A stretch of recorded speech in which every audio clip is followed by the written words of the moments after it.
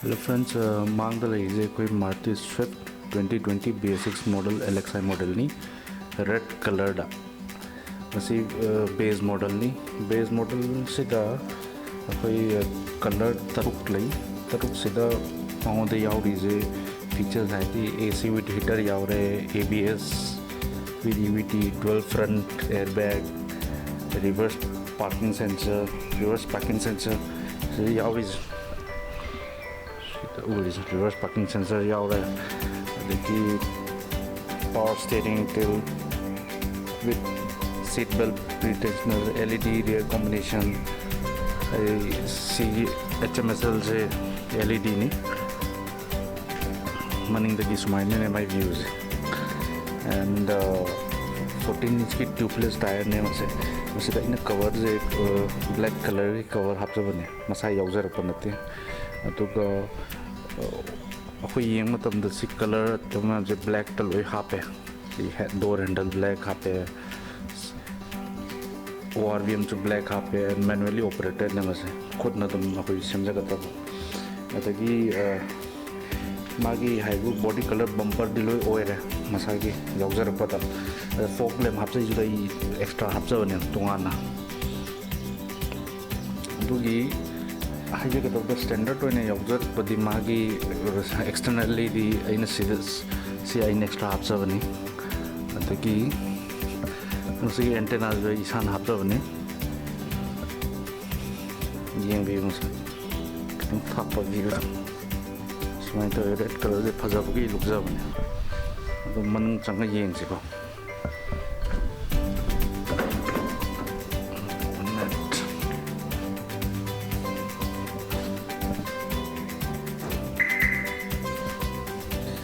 Central locking से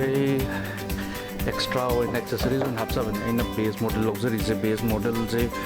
कहीं no है बदी बेस मॉडल का LXI का VXI का कॉस्ट डिफरेंस लाई जे अराउंड 1,20,000 की म्यादा लाए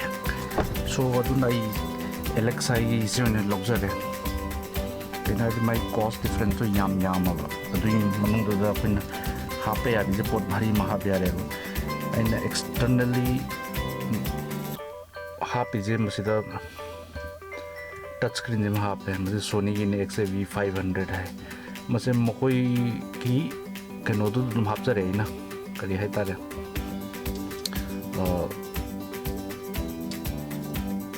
शोरूम तो तुम हाप चले प्लस अब्दुल मतुन दा कोई स्टीयरिंग व्हील जे बियो स्टीयरिंग व्हील जे कनो तो नहीं कोई बॉटम साइड कनो तो फ्लैट बॉटम तो नहीं एंड सी मसागी उन्नति के नो हापने अखोई कहता है डोर हैंडल से मैनुअल हो बनी बट इन कनो इन ऑटोमेटिक इन हापल है मची मरी मक्की अराउंड 11,000 कॉस्ट होगी मतलब कंप्लीट वायरिंग अदु सीधा मरी मक्की पूरा कंट्रोल ले रहे अदु इंडिविजुअली सीधा मसा की चु फॉर ईच कहता है डोर मसा की हाप है अदु सीधे यार म्यूजिक सिस्टम से top of the line the name mo ya around 20,000 is the Android Auto dagi kano jo lo ya re kariba koi Apple ki to Apple CarPlay jo ya re kari basic hai ta mai AC nusi AC heater dagi airbag dual airbag sondo ji audi and seat cover jo mokoi masai manung tu hapsa re na so accessories around 55,000 okay in half mo koi da dum pena di accessories hai je moi je kano to we mapan de hap ya but mapan de hap do electrical import ke ka problematic hoi be ai khai di warranty ki issue lak pe dona mang dum hap sa da problem ju to ngai hap sa ban si masa yaujar panate so all in all ai features almost lo yaujar except ai ORVM sidang manually होई रही होजे खुद न जंग तौजरी कछु दरकार होई दबरन जु खले इन सो अदुना मनुंग चंग जे का बिगे मनुंग चमतम जेदा कोई जेदा माइ के ऑब्जर्व एनीथिंग इन जे कनो तो मतम जेदा गूगल द दुम कनो पीआर कमांड पीआर डायरेक्टली दुम टच दुम गूगल ई नेविगेशन के दो पामेना मतोन दुम हाइराने दोगा सी सेंट्रल लॉकिंग की सी around 9,000 something की होगी सी जे हाफ पे मसाना the motor charge at 9,000 something to all in all 55,000 in that is. But Manung the Yangtadi Kashu to Dopa cannot later features Hitarico. Basic Kogi can later 12 volt charger Mayani. Aduga Magi Damini Music the Yawanati. Focus it out.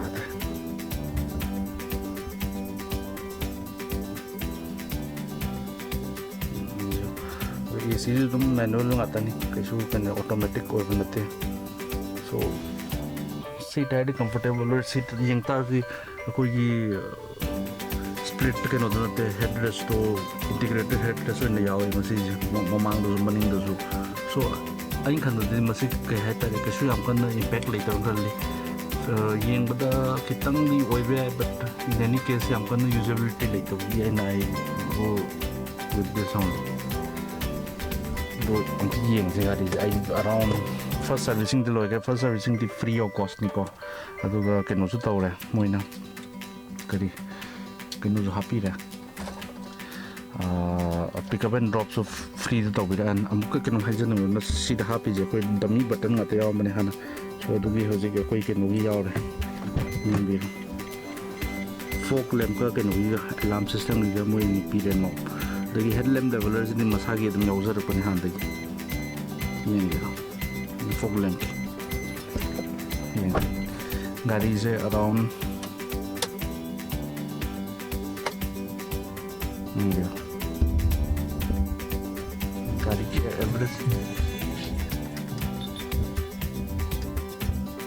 average 19.9 oil.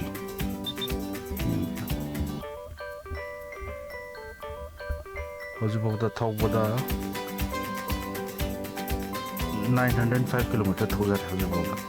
the basic dials in the location feature richer in the basic head failure trip meter mileage odometer speed but the RPM meter the basic model and Yamkana casual impact lay to a high in Kanzava see the minor loser Yam Apamo just in Pandro. The touchscreen have see a rear cannot be out there. Rear camera Gari Machanina, I don't think see requirement later half Kizu just camera half just connection to the lawyer see the Masain and warranty company covered Tony and moreover Magi wiring am sang chapado Hoi Chumnagi and Otter and the Mapandit over the Yam the difficult doing can warranty claim to the music system yang hatter the lawyer Android Auto Bluetooth ki phone pick up Google yani command pin hai to so basic hai ta resi mangai ta gari and how you can the fast tag job of ne sit na fast tag and matak ta yeng ta jo koi sil lai na light chumna gi light ni kano LED natte aduga koi gi kano sun visor is basic ni kashu pen feature ante agun tel kano yogde mirror yogde so on the quarter was as mirror yogde and quite a kitang visor the kano jini koi feature say ai kon hapsa ge jo khan si kano ge koi overview ni je manually khud na dum adjust awreba kaina de kano manung da gi adjust on kano de leite and parking umba koi di city the gari thoba je the kitang kano di pharak tai kano parking motor on and on the Kumjan but manually to the see how average to see good round the Toby average. Average key cited the Yamna Noiba Gardin Hatter. Yamkana cannot talk the expensive boy of Hatter, Harna Mamangi, car, sedan on the city on the Kitang. Average kitang di around 14 gumadi but housing na gari massage na comfortable or the thaubo khotpa adagi cheaper to maintain hai tare adu plus mugi resale value ju adum phai sini mamangi safety mai to wana the maning dong pang games maning dai chai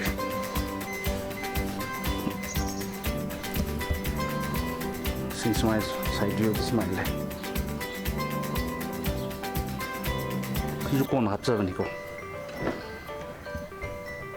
मनिंग हाइजबद कई window की manual मैंने कौन automatic around 11,000 मरी तौबगी spacious हो याम कन्ना problem थे long drive कुंबदी नुआइरोय but okay for short distance around 400-500 kilometres या लाइन तुम कवर तौ ngamboni yam sang thauge no problem but eventually keno to he tar di yam kanna sang chapadi nuairoi thing to he mai door hang bai sidin hang sidin pull door maning ying chiko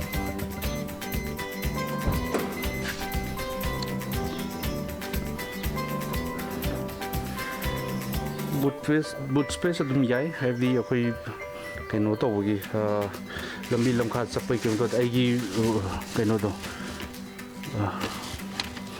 door gi manual ram gi poto silo yawre to silai re sina koi lock pu wai ni adagi sina compressor ni ai dum handy yu compressor dum pujai requirement lak mo tang hadi any puncture or design dum हालकांदा दुम गाड़ी थौ या पे हरी 268 litre की कनोने उसे कहे तर capacity ने अदुम डिजाइन ने ना फाइटर स्मॉल फैमिली मगिदी हम नुआइबा गाड़ी ने हाइटर मशीन बॉयस गाड़ी की मतंगा हाइबीरो कई कमेंट लाइता दी कमाई तो खोपा ताना भी है कई तो हापो गाड़ी तो पसु ले जाए की बाइक की सीजू रिव्यू पिजर रखे सी फर्स्ट अराउंड 1000 किलोमीटर की रिव्यू नी ना याम कन हाइनिंग जो लेते हज फाउदी केम प्रॉब्लमेटिक होइद्रे थैंक यू मखा तावा केनो तो डिस्कस तो होय तो होय